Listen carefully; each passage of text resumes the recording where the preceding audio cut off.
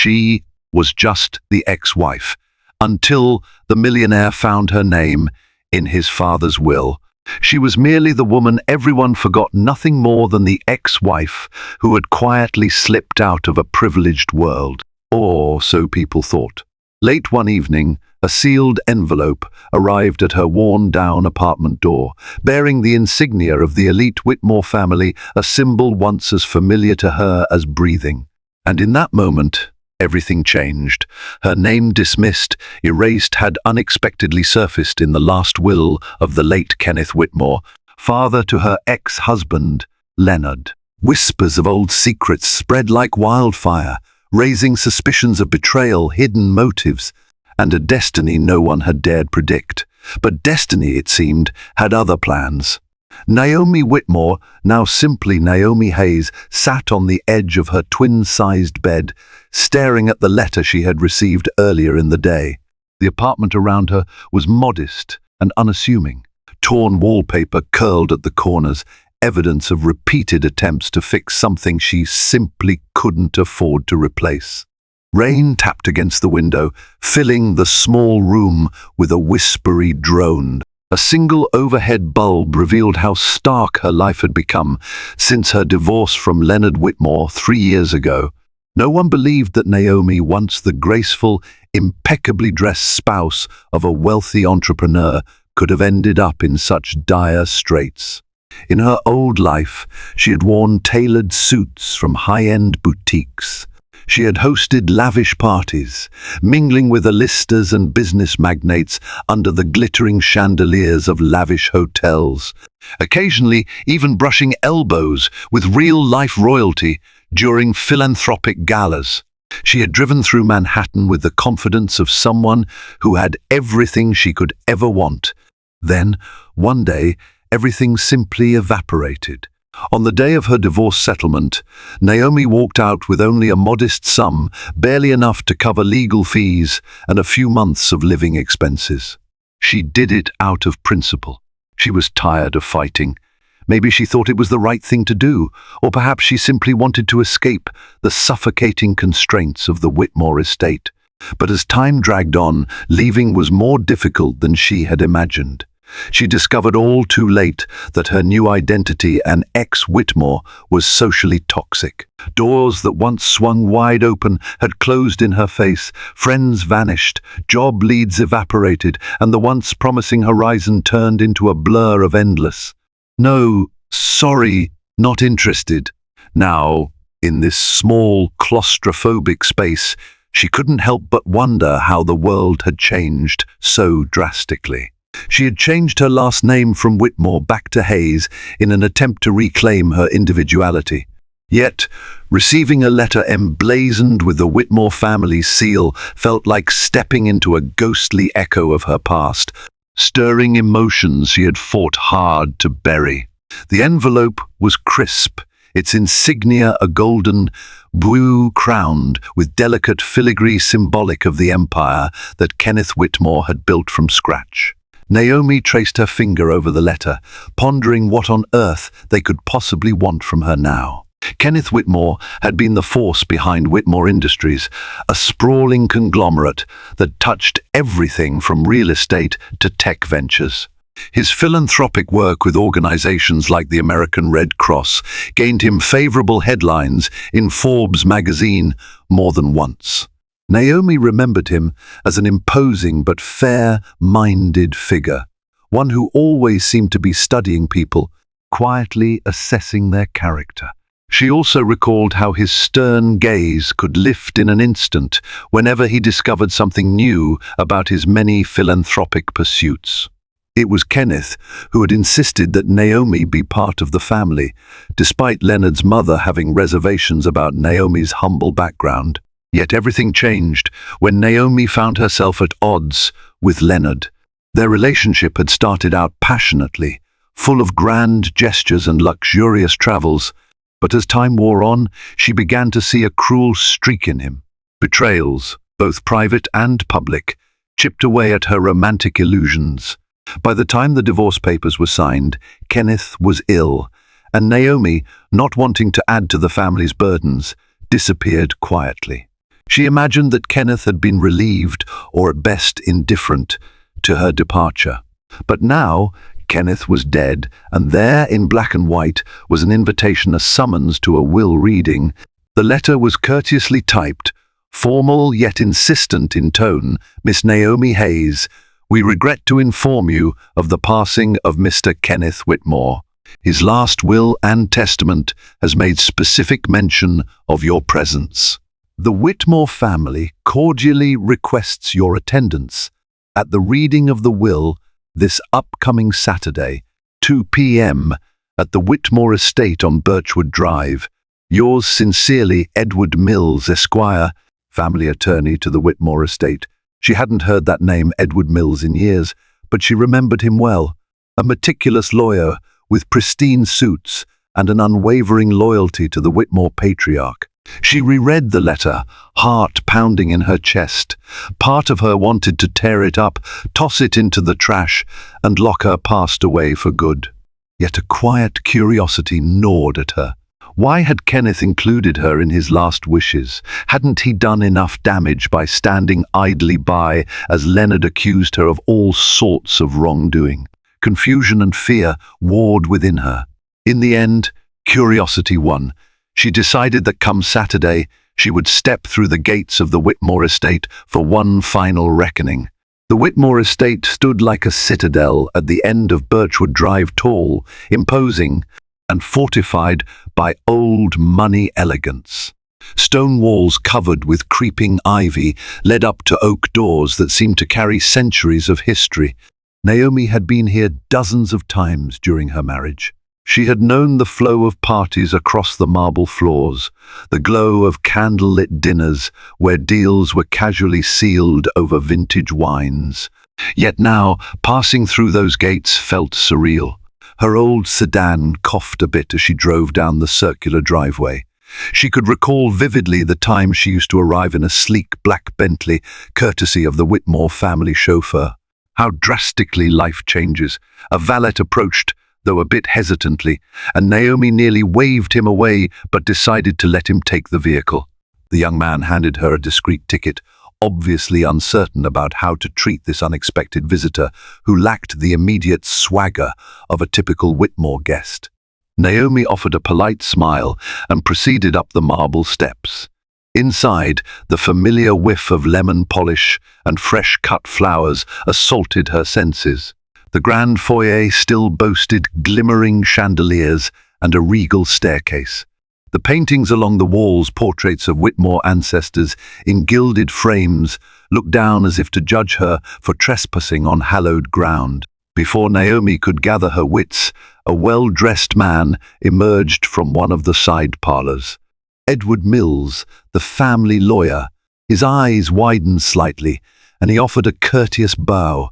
"Miss Hayes, thank you for coming," he said, voice smooth as silk. "We were uncertain if you would join us." Naomi squared her shoulders. "I'd like to pay my respect. Kenneth was an important figure in my past." "Yes, indeed," Edward nodded, holding out an arm to escort her. "The reading will take place in the study. Some guests are already waiting." She swallowed thickly at the mention of guests. Were they the Whitmore board members, extended family, or perhaps her ex-husband himself? Silently, she followed Edward down the corridor, each step echoing off polished marble. Along the way, she caught glimpses of the lavish living area's rooms, draped in velvet curtains, always lined with priceless artwork. It was a palace built on commerce, charm, and some would argue a healthy dose of cunning. Sure enough, as they entered the Whitmore study, all eyes turned to her. It was a smaller gathering than she had expected. A few distant relatives, Leonard's mother, Millicent Whitmore, and Leonard's new fiancée, Serena Davenport. The latter looked up from her phone, tossing her lustrous blonde hair. Naomi didn't miss the flicker of contempt in those bright blue eyes. Leonard was seated in a high-backed leather chair, tapping his finger restlessly on the arm. His gaze locked onto Naomi, a swirl of anger, resentment, and perhaps an unwilling curiosity clouding his features. Despite the tension, he managed a stiff nod. Naomi responded in kind, equally uncertain of how to address the man who had once vowed to love her until death. "My dear," Millicent Whitmore purred, standing to greet Naomi. Although her voice was cordial, her eyes were cold. "You came after all. I suppose that's admirable." Naomi steadied herself. "Miss S. Whitmore." Millicent's painted lips curled slightly. "We'll begin shortly. Please, do take a seat." With a sense of finality, Edward Mills cleared his throat and motioned for everyone to arrange themselves around a large mahogany desk. Naomi took a seat at the far end of the room. The silence was suffocating, broken only by the rustle of expensive suits and the occasional sniff from Leonard's mother, who seemed to be on the verge of tears, whether real or theatrical. Naomi couldn't say. Edward produced a heavy folder from his briefcase and placed it gently on the desk.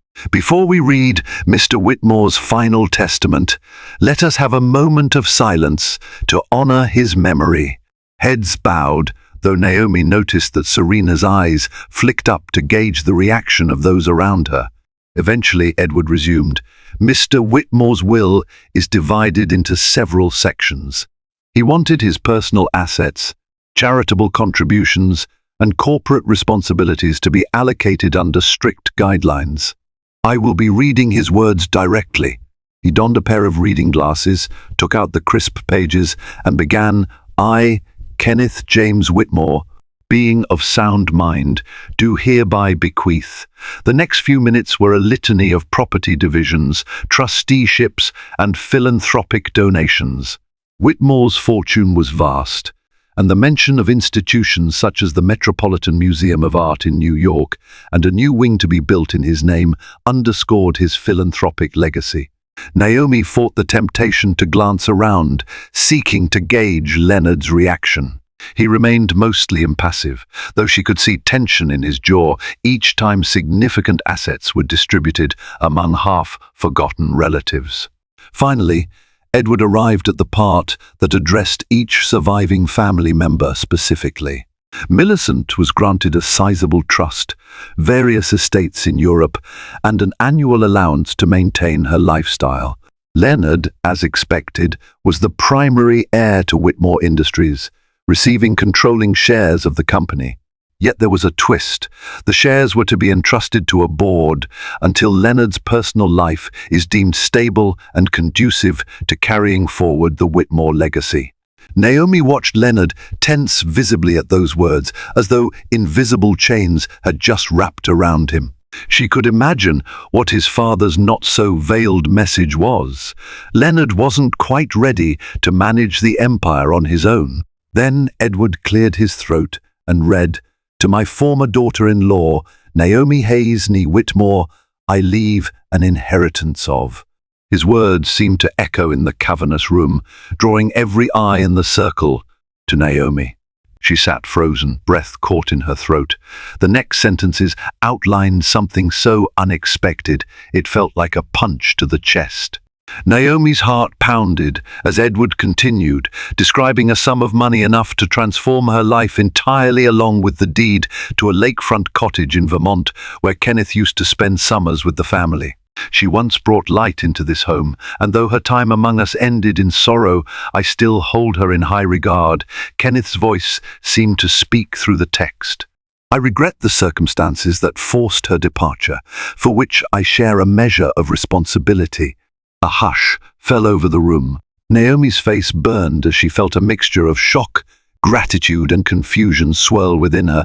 She could sense the hostility radiating from Millicent, the stone-cold fury seething under Serena's flawlessly composed smile. As for Leonard, his expression was a complicated mosaic of regret, envy, and something unspoken. His father's words had not merely acknowledged Naomi, they had practically exonerated her and assigned blame to the family itself for her departure. The final blow came when Edward read, "I entrust my personal diaries and letters, those that concern family matters, and the reasons behind the dissolution of Leonard and Naomi's marriage to her care." Let truth be a beacon and guide for those of us left behind. Naomi's pulse thundered in her ears. Kenneth had left behind diaries and letters concerning her divorce. Why? Was it an attempt at posthumous closure or something more? The moment Edward finished, Millicent exploded. "This is an outrage," she snapped, voice shaking. "Naomi was divorced from Leonard. She has no rightful claim, certainly not after choosing to walk away. This must be a mistake." Serena nodded in vehement agreement. Edward, unperturbed, explained, "The document is legally binding, Miss S. Whitmore, unless you wish to contest, which is your right." A tense stillness followed. Everyone knew that Kenneth Whitmore's will would be near impossible to contest. He had always been precise, ensuring everything was ironclad to avoid family fiascos. To go against it would be both costly and humiliating, especially with the public eye on the Whitmore family. Leonard spoke at last, voice tinged with defeat. "Let's handle this with some grace, Mother. Father has made his decision." His eyes flicked to Naomi, and for a moment she saw a glimmer of the Leonard she had once loved. In that silent meeting of eyes, Naomi sensed something deeper. Maybe Leonard was relieved. Perhaps he felt guilty for the sins of the past. Whatever it was, the next chapter of her life had just been thrust upon her, and there was no turning back. 2 days later, Naomi found herself standing outside the modest law office of Edward Mills in downtown Manhattan. The city bustled around her yellow cabs, sped through intersections. Tourists snapped selfies near iconic skyscrapers, and business people hurried from meeting to meeting. With the weight of Kenneth's surprising inheritance on her mind, Naomi had come here to sign the necessary documents and collect the diaries and letters that had been willed to her. Inside the office, Edward greeted her warmly. "Miss Hayes, please come in." He guided her into a comfortable chair in his private office. The walls were lined with leather-bound law books, and classical music played softly in the background. Edward wasted no time in explaining the formalities, handing her stacks of paperwork to sign. Naomi noted the sum Kenneth had left her enough to buy a decent home, settle old debts, and perhaps start anew.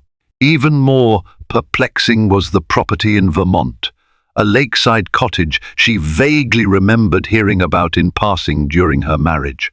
"Here are the diaries and letters," Edward said, setting a large wooden box in front of her. It looked old, polished, and intricately carved with swirling designs.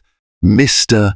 Whitmore specified that you, and you alone, are permitted to read these. He left explicit instructions for you to do so in a safe environment. There could be sensitive information contained within." Naomi reached out, fingertips brushing the ornate edges of the box. She felt an almost electric prickle. "What do they contain exactly? I only know from Mr. Whitmore's instructions that the diaries span the last decade of his life. Letters, presumably, are his correspondence with both you and other family members. Frankly, I've never opened this box. My role is simply to ensure you receive it." He paused, regarding her carefully. "Be cautious, Miss Hayes. The Whitmore legacy can be as damaging as it is valuable. There may be revelations that could cause turmoil. Kenneth was a man of secrets, and sometimes secrets are better left buried." Naomi nodded. She could already sense the magnitude of what she held. "I appreciate your concern, Mr. Mills, but if there's a chance to understand what happened, I need to see it." She left the law office, clutching the box, uncertain how to proceed. The diaries might hold the truth about her divorce, perhaps even the real reason Kenneth had insisted she remain in Leonard's life as long as she did. Could they explain why he extended such generosity to her now, even in death? That evening, Naomi sat cross-legged on the floor of her apartment, the lamp casting a warm glow over the battered wooden box. She opened it slowly, the hinges creaking in protest. Inside lay several leather-bound journals and dozens of envelopes carefully tied together with a ribbon. Her heart hammered. For a moment, she considered sealing the box up again and forgetting it existed. But curiosity and the promise of closure overwhelmed her. She picked up the first diary, dated nearly 6 years ago, just around the time her marriage to Leonard began to show cracks. Written in Kenneth's elegant script, the words sketched out a complicated portrait of a father observing his son's descent into reckless behavior. Kenneth wrote about Leonard's poor decisions, lavish spending, questionable business acquaintances, and, heartbreakingly, references to extramarital affairs. Naomi felt a stab in her chest as she read descriptions of Leonard's frequent nights out, rumors that he was seen with a certain socialite at clubs across town. The diary entries revealed Kenneth's mounting frustration. He lamented that Leonard took Naomi for granted and had grown resentful of her attempts to rein in his excesses. Kenneth even noted he had quietly offered hush money to a few individuals who threatened to expose Leonard's misdeeds. "I worry," Kenneth wrote, "that the day Naomi learns the full extent of Leonard's transgressions, she will leave. And she has every right to. She deserves better." Tears blurred Naomi's vision. She had suspected Leonard had been unfaithful, but never realized just how deep his father's involvement went in keeping those affairs under wraps. She continued reading, turning page after page, each one an unwelcome revelation.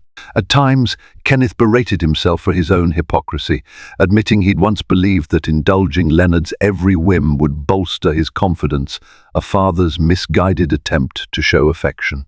The second diary was even darker. It contained references to a sabotage attempt at Whitmore Industries, possibly orchestrated by an ambitious executive, with help from Leonard's questionable friends. Kenneth suspected that Leonard's reckless associations might cost the company dearly.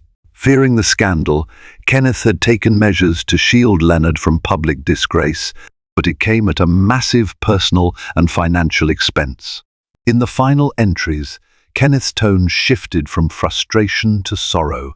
He described the day Naomi walked out, heartbreak swirling in his words. She had confronted Leonard about new rumors, a woman who had claimed to have proof of Leonard's affair. Leonard, cornered, turned vicious, accusing Naomi of being a gold digger who was only after the family fortune. Kenneth wrote about witnessing that confrontation and feeling too old, too sick, to mediate effectively. "I let her leave," he admitted. "I stood by while my son's demons destroyed the best thing in his life, perhaps out of fear of losing him if I intervened. But in the end, I lost them both." Naomi's tears flowed freely now. She recalled that day vividly, the final argument, Leonard's cruel words, the suffocating sense that there was no one in her corner. She had been too exhausted to fight, so she simply signed the divorce papers and disappeared. The letters offered further insight. Many were from Kenneth to Naomi, unsent. He apologized for not having the strength to help her, pleaded for her forgiveness, and admitted that he had grown to love her like a daughter. Another set of letters was addressed to Leonard, harsh reprimands for his behavior, urging him to seek therapy, to save his marriage, to become the man Kenneth believed he could be. The last letter was dated just 2 months before Kenneth's death. In it, he stated that he wanted Naomi to have not just money, but clarity. "I owe her the truth about what truly happened," he wrote. "Perhaps this can guide both of you toward a path of reconciliation, or at least closure."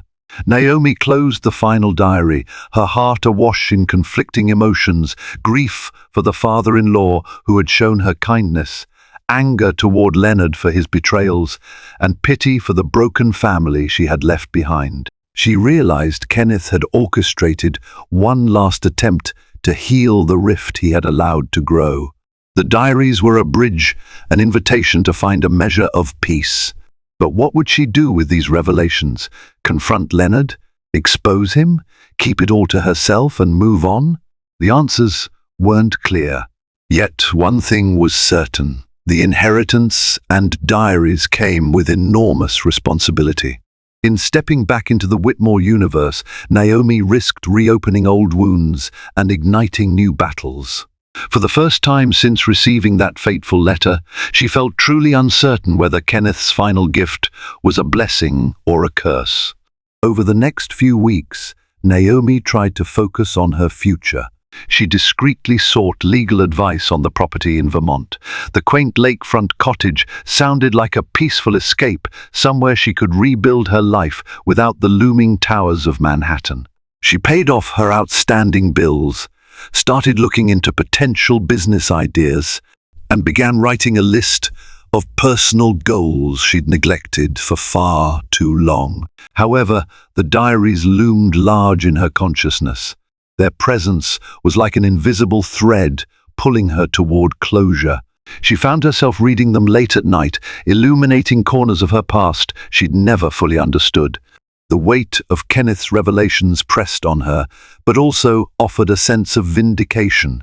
She wasn't the villain Leonard had painted her to be. She was just a woman trying to keep her marriage afloat despite hidden storms of deceit. That closure, however, was incomplete without a real conversation. So, when she received a polite but formal request from Leonard's mother, Millicent Whitmore, to meet at the Whitmore Industries headquarters, Naomi decided it was time to face whatever awaited her. She arrived at the iconic skyscraper in Midtown, a polished tower of steel and glass, bearing the Whitmore Industries logo. Security waved her through after a quick phone call upstairs. Inside, the lobby was all luxury, marble floors, glittering chandeliers, and modern art sculptures perched on pedestals. Naomi took the elevator to the executive suite, where a stern-faced assistant greeted her and ushered her into a plush waiting area. Moments later, Millicent appeared, wearing a tailored suit that screamed timeless wealth. Her posture was ramrod straight, and she offered Naomi a brief nod. "He's expecting you," she said simply, before leading Naomi to Leonard's private office. Naomi walked in and found Leonard standing by a floor-to-ceiling window, gazing over the city. Tall, athletic, and impeccably dressed, he radiated the confidence that once captivated her. Yet she could see the strain etched around his eyes. He turned, and for a second, the two of them just stared at each other, two people with an ocean of history contained in a few feet of space. Finally, Leonard spoke, voice tentative. "Thank you for coming." Naomi nodded, measuring her words. "Your mother insisted." Millicent stood near the door, arms crossed. "I'll leave you two to talk," she said, tone curt. "But remember, Naomi, this is a delicate matter. We have a reputation to maintain." With that, she exited, though Naomi suspected she wouldn't go far.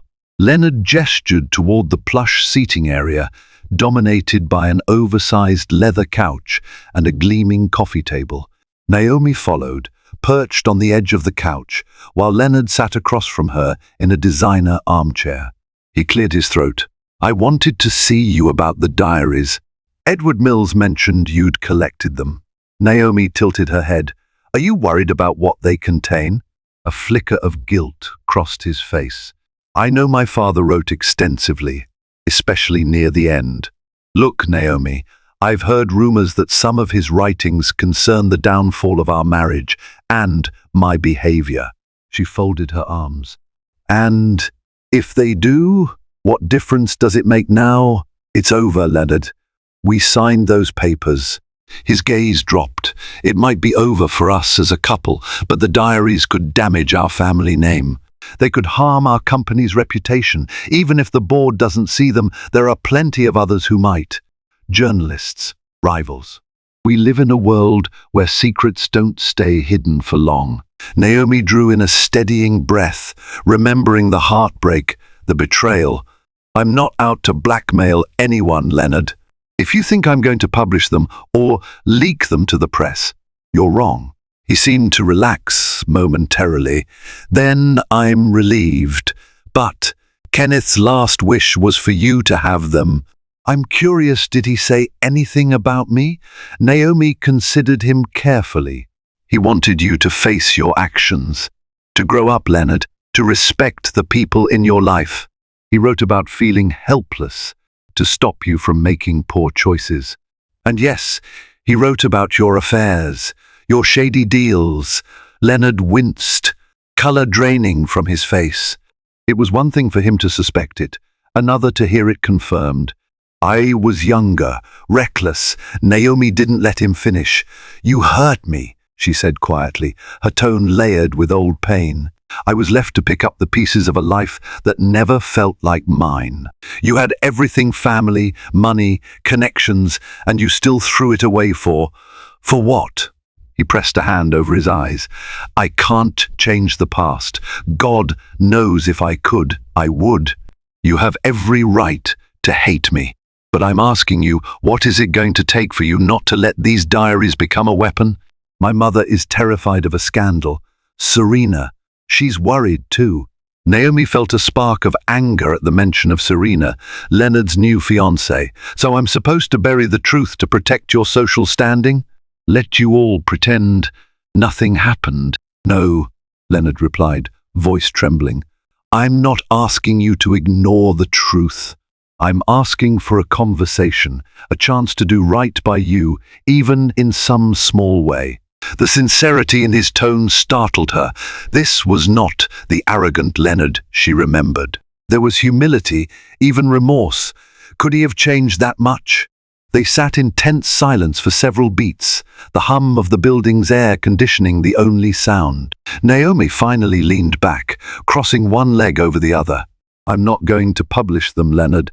They're my closure, but I won't lock them away if people keep trying to bury me. Understand? He nodded slowly. Yes, I do. And for what it's worth, I'm sorry, Naomi. If there's anything I can do, financially or otherwise. She cut him off with a raised hand. I don't need your money.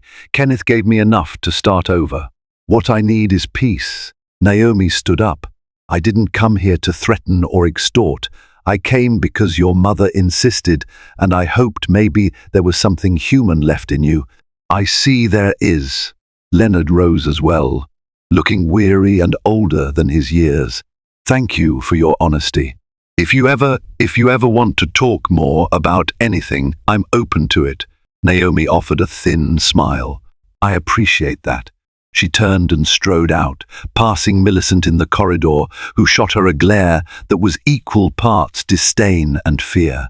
Naomi kept walking, her heart pounding.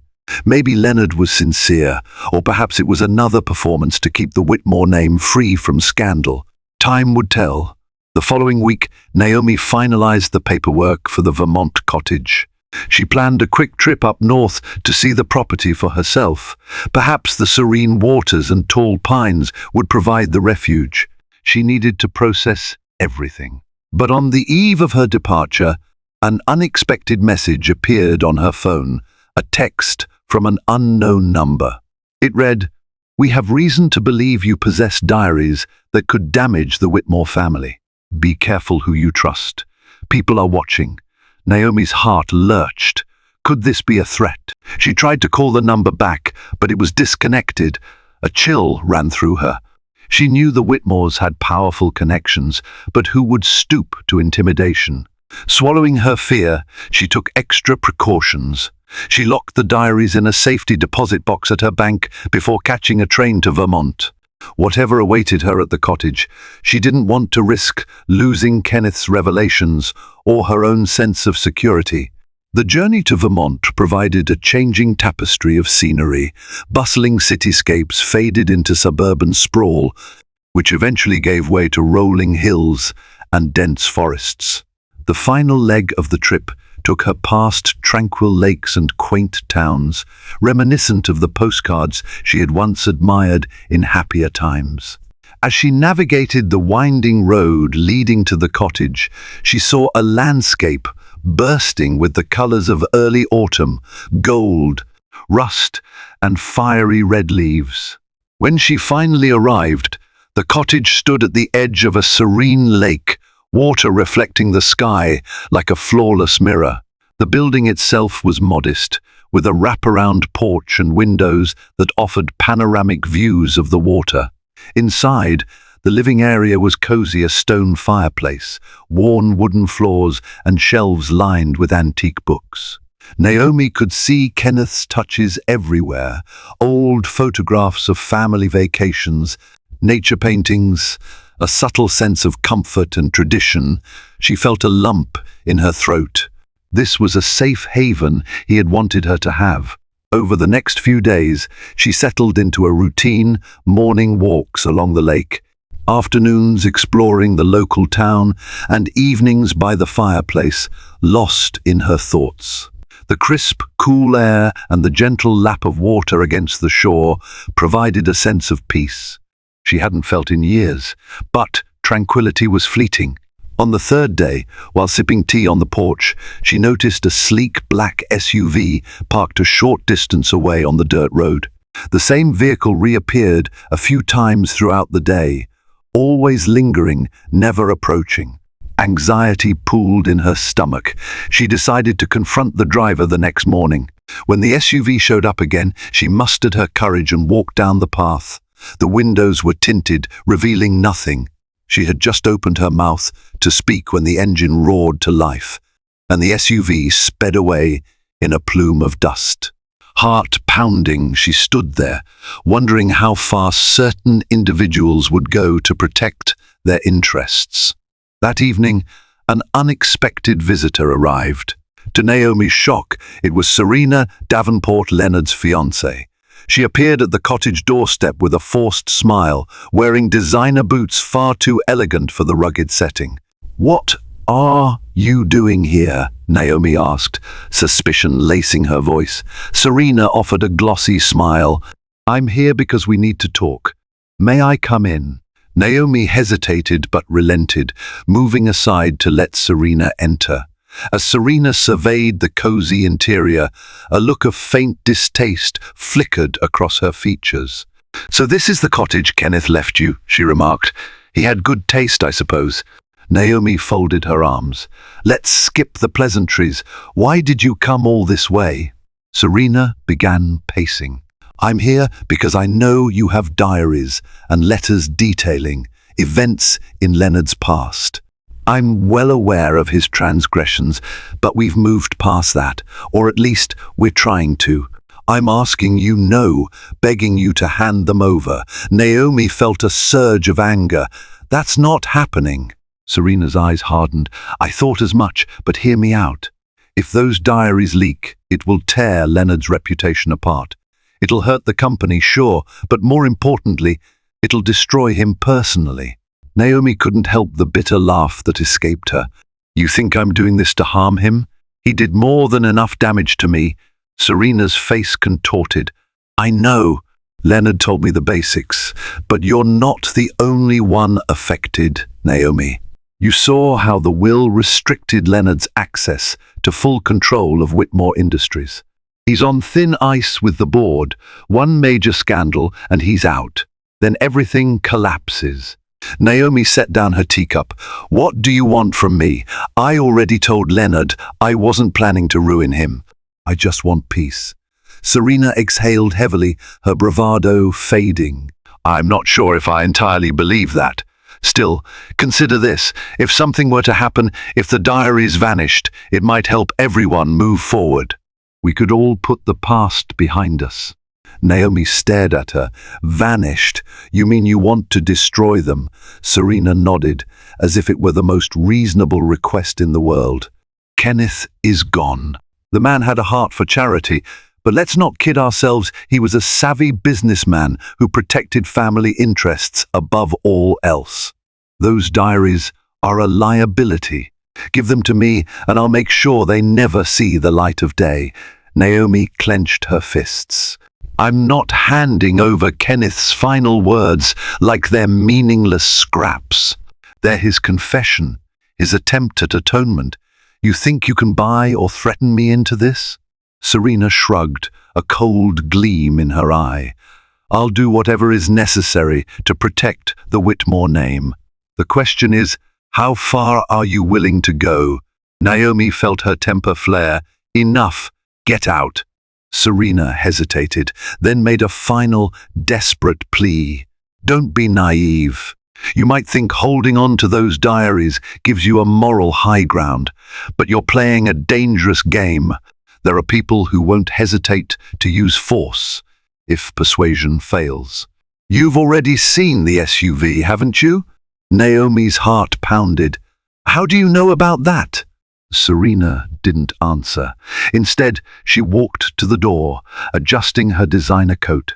A word of advice: if you value your safety, consider handing them over.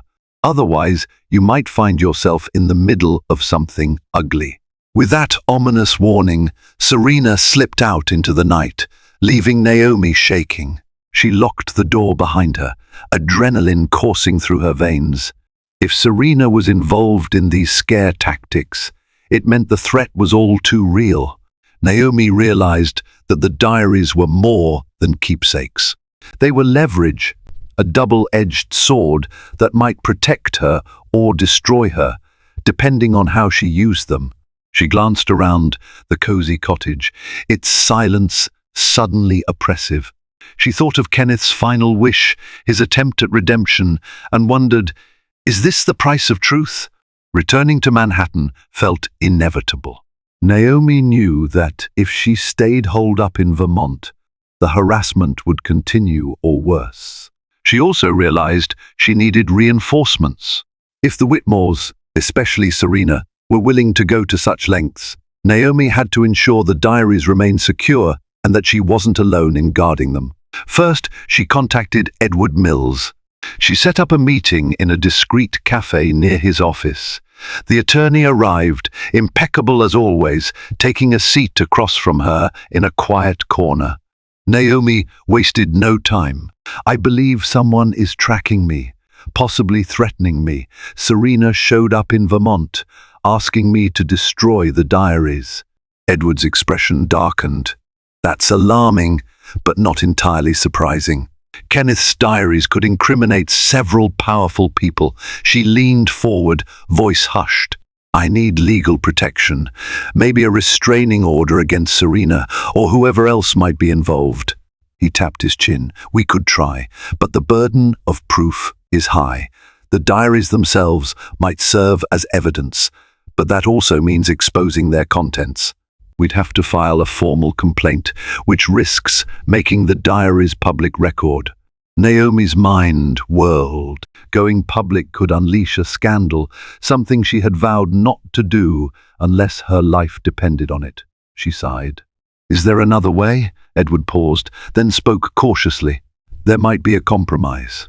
If Leonard is sincere about wanting to reconcile and prevent a scandal, we could negotiate a legal agreement. You'd keep possession of the diaries, but the family acknowledges you as a legitimate heir in Kenneth's will, preventing them from invalidating your claims or harassing you. They'd sign a binding contract that if anything happens to you or these diaries, it would be legally attributed to them. Naomi considered it. It sounds complicated, but it might at least protect me on paper. Edward nodded. The Whitmores value their reputation. A legally binding agreement might deter them more effectively than an uncertain threat to go public. But it all hinges on Leonard's cooperation. As if on cue, Naomi's phone buzzed. It was Leonard, requesting an urgent meeting. She exchanged a look with Edward, who lifted a brow. Fate, perhaps. They decided to meet Leonard that evening, together, in Edward's presence. The venue, a private conference room in the back of Edward's law firm, a neutral ground. When Leonard arrived, he looked haggard. Serena was noticeably absent. After formalities, Naomi cut straight to the point. Serena came to me in Vermont, demanding I destroy the diaries. There's also been suspicious activity, people following me. I need reassurance. This stops now. Leonard's jaw tightened. I had no idea Serena was doing that. I'm sorry. She's protective, sometimes to an extreme. I promise you, I didn't ask her to harass you. Edward interjected. Whether you did or not, Miss Hayes has valid concerns. We propose a legal agreement. Naomi keeps the diaries, But you and your associates guarantee her safety. If anything happens to her, it implicates the Whitmore family. In return, Naomi will not publish or release the diaries to any third party, barring an extreme scenario where her life is threatened. Leonard ran a hand through his hair. I'm inclined to agree, but my mother and Serena might object. Naomi let out a mirthless laugh. Your mother already objects to me breathing. That's not the issue. The issue is your father entrusted me with something important. I won't let it be buried. But I'm not out to ruin your family, as long as you respect my boundaries. Leonard hesitated, then nodded. I'll do my best to convince them. Let's draft something. They spent the next several hours working through clauses, definitions, and stipulations. By the end, they had a rough framework for an agreement. Leonard pledged to speak with the Whitmore legal team the next day. Before leaving, he pulled Naomi aside. I know this is awkward, but I want you to know I'm sincere about making amends. And I'm not proud of the lengths Serena is going to. She studied him carefully. Are you sure she's acting alone? He pressed his lips together. I don't know what my mother might be doing behind the scenes, but I do know she values appearances above everything else. Just be careful. Naomi watched him go, her emotions tangled. She wanted to believe that part of Leonard truly regretted the past, but the ghosts of their history were too vivid, the hurt too raw. There was also a small voice inside her that whispered, Don't let your guard down. Not again. Just when Naomi thought things were inching toward resolution, fate dealt another twist. 2 days after the meeting with Leonard, tabloids exploded with scandalous headlines about Whitmore Industries. An anonymous leak had surfaced, alleging financial improprieties tied to Leonard's short-lived alliances with questionable investors. Suddenly, the media was ablaze with speculation. Reporters camped outside the Whitmore building, and the stock prices for Whitmore Industries began a rapid decline. It seemed the thin ice Leonard was treading had finally cracked. That evening, Naomi was inundated with messages. One from Leonard, frantic, I didn't do this. Someone's sabotaging me. Please, if you still have father's diaries, they might help me prove I had no part in any illegal dealings. Naomi felt a rush of conflict. Those diaries did contain references to suspicious activities, but Kenneth had pinned the blame mostly on corrupt executives circling Leonard. While Leonard's own behavior was scandalous, the diaries indicated it was more personal misconduct, cheating, partying, than illegal collusion. Still, the distinction was fine in a public eye hungry for sensationalism. As she debated her next move, a second message arrived, this time from Millicent Whitmore. We need to talk immediately. The diaries could exonerate Leonard, but we can't let them become public. Name your price to keep them confidential. Naomi's phone almost slipped from her hand. The audacity. In one breath, they asked for help, and in the next, they tried to buy her silence. She decided to meet them face to face one more time, if only to keep control of the situation. The rendezvous took place at a penthouse suite in a luxury hotel, an attempt by the Whitmore family to avoid the swarm of reporters. Naomi arrived to find Leonard pacing like a caged animal, and Millicent seated primly on a chaise lounge, exuding disapproval. Without pleasantries, Millicent launched in. We're facing a crisis, Naomi. Our board is in an uproar. Investors are panicking. We need the diaries to prove Leonard's innocence. She added a scathing glance, or partial innocence, at least. Naomi crossed her arms. Kenneth's diaries might help clarify certain events, but they also contain personal details about me, about your family. If I release them, the tabloids will feast. Leonard looked desperate. I'm begging you, help me. I can't lose the company. It's my entire life. Father wrote about the shady executives who tried to rope me into illegal deals. That's the only proof I have right now. The diaries confirm I never signed off on any wrongdoing. Kenneth intervened before anything escalated. Naomi weighed his words. She recalled those pages. Kenneth had meticulously documented the corporate threats. The diaries could redeem Leonard in the eyes of the law, though not necessarily in the court of public opinion when it came to personal betrayals. Before she could respond, Millicent cut in, voice trembling with unmasked anger. "If you refuse to help, you'll be responsible for destroying this family. Everything we've built, the philanthropic works, the legacy. Don't be selfish." Naomi's temper flared. "Selfish? After what your son put me through, after you stood by and let him ruin me socially and financially. You have the gall to call me selfish?" Millicent opened her mouth to retort, but Leonard stepped between them, voice tight. "Stop it, both of you. We don't have time for this. Naomi, please. I'm asking for a single excerpt, a single page that shows I'm not guilty of this financial scandal. That's all we need to counter these allegations." Naomi took a deep breath. "All right," she said, scanning both their faces. "I'll give you the relevant entries to clear your name, but the personal parts remain sealed.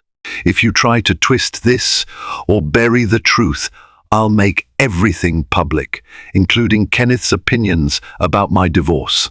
Millicent looked like she'd swallowed a lemon, but Leonard nodded gratefully. "Thank you." Naomi leaned forward, eyes locked on Leonard. "This is your last chance, Leonard. Your father wanted you to become a better man. I pray you take this opportunity." 2 days later, Leonard organized a press conference in the grand ballroom of the Plaza Hotel in Manhattan. The tabloids were still buzzing, but the tension was palpable as journalists and camera crews crowded the room. Naomi watched from a side entrance, heart pounding, diaries tucked securely in her bag. Leonard stepped up to the podium, pale but composed.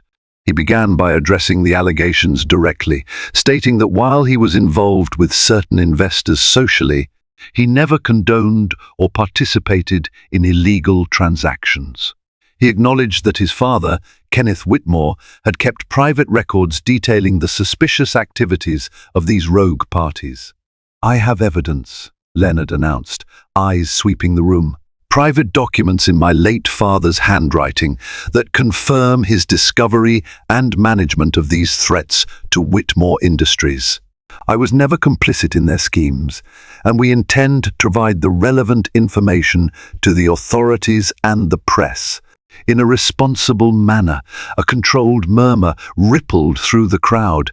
One reporter shouted, "Where did you obtain these documents? Aren't they personal family records?" Leonard paused, glancing offstage at Naomi. "They were entrusted to a member of our family, someone who, despite past difficulties, chose to do the right thing. I am deeply grateful." Naomi felt a swirl of emotions. Part of her admired Leonard's willingness to publicly thank her. Another part braced for Millicent's reaction, which was sure to be icy. Leonard continued, "This entire episode has been a wake-up call. Whitmore Industries will intensify its compliance oversight, and I will personally ensure a transparent investigation into these allegations. My father believed in integrity. I intend to uphold that legacy." Reporters hurled more questions, but Leonard wrapped up quickly, promising details after the authorities had been briefed. The moment he stepped away from the podium, a wave of camera flashes engulfed him. The board members in attendance looked guarded but somewhat relieved. Among them, Naomi spotted Serena, standing to one side with arms folded. Their eyes met briefly, and Serena turned away. Naomi wondered how the diaries might be used or twisted behind the scenes. But for now, it seemed the immediate crisis had been averted. She slipped out through a side door, avoiding the media frenzy. Outside, the crisp afternoon air cleared her head. The diaries had served their purpose in exonerating Leonard, or at least giving him the tools to fight back. Naomi felt a complicated sense of relief. But the story was far from over. 2 days after the press conference, Naomi woke to a barrage of missed calls and messages. She scrolled through her phone, eyes widening as a headline caught her attention. Leaked excerpts from Whitmore diaries reveal family's dirty laundry. Her heart hammered. She hadn't provided any personal sections of the diaries to Leonard, only the entries detailing the corporate threat. Could he or someone else have copied them? She hurriedly opened the article. To her horror, it revealed intimate details about her marriage to Leonard, his affairs, her heartbreak, the times she nearly left. It was all there, in black and white, laced with scandalous commentary. Stunned, Naomi sank to her couch, reading lines clearly lifted directly from Kenneth's diaries. The tabloids had sensationalized every word. Furious, she dialed Leonard's number. No answer. She tried Edward, who also wasn't picking up. Finally, she called the Whitmore estate. A staff member informed her, in a flustered tone, that Mr. Leonard Whitmore was unavailable. Rage and betrayal coursed through her. She had fulfilled her end of the bargain, giving them what they needed to clear Leonard's name in the financial scandal. Now, the diary's personal revelations were plastered across the media. It felt like a deliberate act of sabotage or a cunning strategic move. The scandal deflected attention from Leonard's corporate woes onto sensational stories about his personal life. And she was caught in the crossfire. Determined to confront him, Naomi headed straight to Whitmore Industries. The lobby was chaotic, reporters milling around, employees rushing about. She managed to slip past security, riding the elevator to Leonard's office. But the door was guarded by two imposing men who refused her entry. Summoning her last shred of patience, Naomi waited, arms crossed. Finally, Leonard emerged, looking stressed. Before he could speak, she shoved a printout of the article in his face. "Explain this." He paled. "I, Naomi, the first swear I didn't leak that. The diaries never left my sight except when I handed them to my legal team." She glared at him. "And you trust your legal team implicitly? Or maybe it was your mother or Serena. Regardless, you had a responsibility to keep those pages secure." Leonard's eyes flashed. "I know, I'm sorry. I suspect someone within our circle leaked it deliberately to shift media focus. Maybe a board member who wants me out. Maybe Serena, who sees me as a liability. I don't know, but this wasn't me." Naomi's voice shook with anger. "You used me to protect yourself. Now my personal pain is splashed across the front page. You realize I can't walk down the street without being recognized and pitied or ridiculed." He stepped closer, lowering his voice. "I'll find whoever did this. I'll fix it. I promise." She laughed bitterly. "You can't fix this. My life was invaded, my privacy destroyed." This is exactly the kind of betrayal Kenneth warned about. Swallowing hard, Leonard placed a hand on her shoulder. She jerked away. "I'm done listening to your apologies. This is war, Leonard. If you think I'm going to slink away quietly, you're mistaken." He seemed genuinely shaken by her fury. "Naomi, wait." But she spun on her heel, stalking out of the office. The diaries had become a weapon, and now she was the casualty. Enough was enough. The next few weeks became a nightmare for Whitmore Industries and the entire Whitmore family. The internal sabotage was traced back to a high-ranking board member who wanted Leonard's downfall. But the personal diary leaks had set off a chain reaction. More tabloids dug up old rumors, other ex-lovers surfaced, and lawsuits sprang forth from former employees claiming misconduct at the highest levels of the company. Naomi, too, found herself hounded by reporters. They camped outside her apartment, badgered her for statements, twisted her words. She couldn't escape the onslaught. Each day brought a new headline: ex-wife's confession, Whitmore family secrets, affairs, lies, and diary ties. In the midst of this chaos, an unexpected ally emerged: Leonard's mother, Millicent. She showed up at Naomi's apartment, unannounced. No chauffeur, no entourage. Just a slender figure in a simple coat. looking oddly frail. I've come to a